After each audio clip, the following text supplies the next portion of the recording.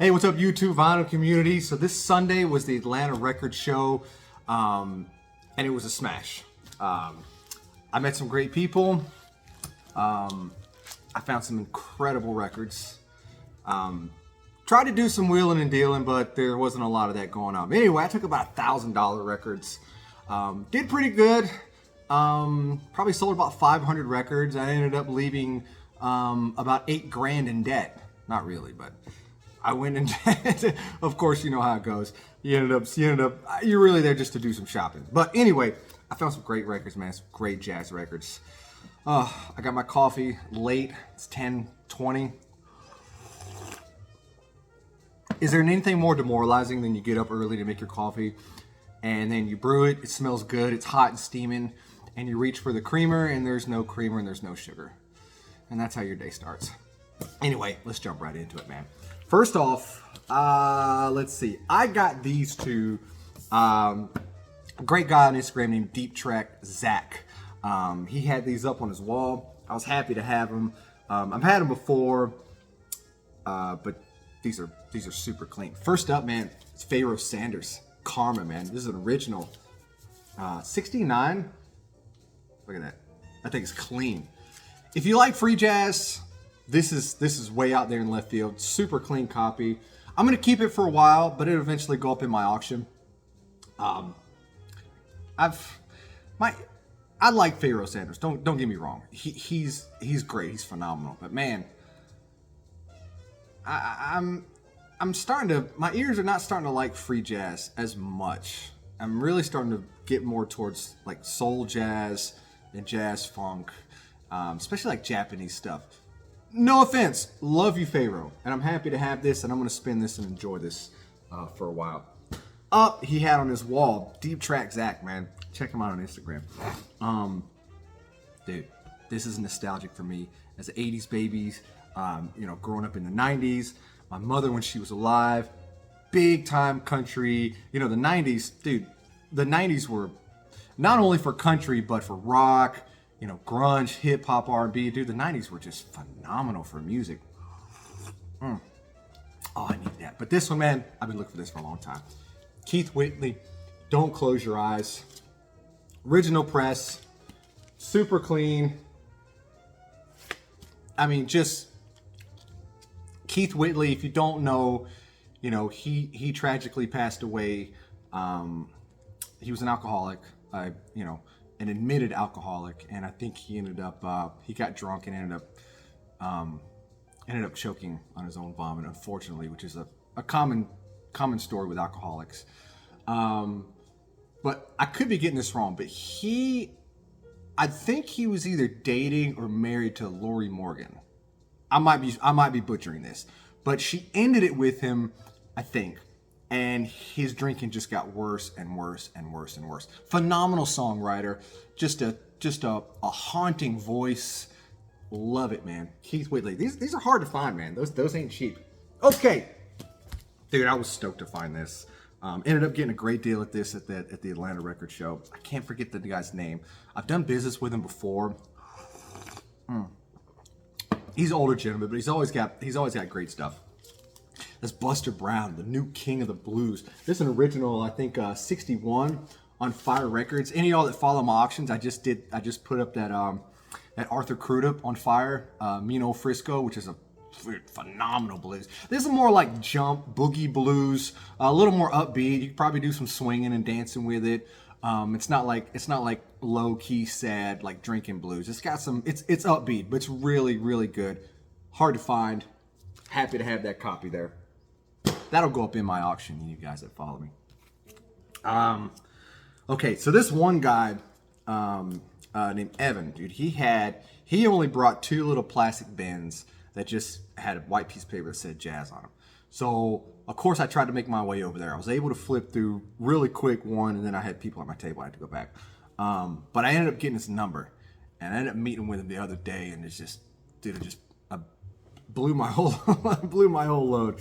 But I picked up some incredible ones. I'm going to keep a few. The rest will eventually end up going auction after I spin it and enjoy it for a little bit. First up is a Steve Kuhn. This is an original on Buddha with Ron Carter. Steve Kuhn on that legendary Basra with P. LaRocca and Joe Henderson, that amazing Blue Note record. This is more kind of vocal jazz, but it's really tough to find. I haven't spun it yet, but I'm going to, I promise. Really tough to find. I don't know how much Buddha Records did jazz or any kind of like free jazz or avant-garde stuff. I don't know. I might have to check that out. But really great record. Steve Kuhn. From the same guy. God, I wish I could remember your name. I'd give you a shout out. But he also had this. He had this listed as a first pressing. Then, you know, I had to correct him and let him know that it was a second, but a clean second. Something else. Cannonball Adderley. Nice deep groove. It's got the R underneath. So when I showed him that, and he immediately was like, "Oh no!" And he cut the price in half, which was an amazing price. I'm gonna spin this for a little bit. I'm still looking out for a good first pressing, which you guys know this isn't a rare one on the Blue Notes, but it's hard to find clean because they printed a lot of these, and this was a big seller on the Blue Note catalog, especially for the 1500 series. But I mean, just look at that lineup: Miles Davis, Hank Jones, Sam Jones, Art Blakey. Incredible. Good stuff. But that'll eventually be going up in the auction too after I enjoy it. Same guy. I think this is the last one I got from him. He had this one. This is one of the cleanest discs on this one I'd ever seen. That's Sorcerer, Miles Davis. Original, I think this is 69. Look at that. Woo! It's phenomenal, dude. It sounds great. I kind of like Miles's later fusion type stuff, but of course, you know, 50s and early 60s is where it's at for me for Miles. But this is a great record. I've already spun it a few times. It'll be going up. It'll actually be going up in this week's auction. So if you follow my eBay auctions, check it out. Okay, I'll do my keepers last. I only got 2 that I'm keeping myself, but boy, it's hard. It's hard not to keep all this stuff. Okay. Also, I found, dude, this one's amazing, dude. I want to keep this so bad. It's the George Wallington Quintet on Savoy, original 57, I believe. Just great straight ahead jazz. You got Donald Byrd on here. Got Phil Woods, Nabi Toda, Nick Staboulis. I don't know, some Greek fellas to me. I don't know. But Donald Byrd on here. I listened to it. Man, I really wanted to keep this, but I think somebody's going to enjoy it probably more than I am. But George Wallington, he's also got a really rare one on Prestige or New Jazz. I think he's got one with New Jazz. Seems like there was another one. I think Phil Woods is with him on that too. But they're really rare. They go for thousands of dollars. This is a great one. This is really clean, and I'm gonna put it up at auction. Really nice. Savoy, man. Those Savoy. I'm really starting to get into those Savoy jazzes, man. They're hard to find. Okay, this one up, man. As I was going to the show, an older man just kind of had a stack of records. He was walking around just trying to sell them individually. And when he told me the price on this, I was like, dude, of course. When I seen who's on it, I never heard it, never seen it before, but I know who the player is on it. This is Ben Webster, Sophisticated Lady. I think this is a 1956. Really smooth. This is more like standards. Just how clean that cover is. Beautiful cover. It's more like standards, but it's really, matter of fact, yeah, these all look like standards. But Ben Webster, great saxophonist. He did some great stuff on Impulse. This is really smooth, laid back, you know, nightcap, relax, cool jazz. Really great sound. Ben Webster's got a smooth tone. And this is kind of reserved, but like I said, dude, this is turn the lights down low, you know, you and your old lady dance around in the kitchen. If you can find this Sophisticated Lady. This is rare. This original pressing is really rare. There's none for sale right now, but I think they have a reissue on this. if you like that kind of mid-50s late night jazz, that's a really great one. Up next, Tour de Force, original 1958, mono. Sonny Rollins, dude, he blows on this. 4 tracks, 3 are original, 1's a standard. Which one was it? But it's great. Yeah, two different worlds, and actually it's got 2 standards on it.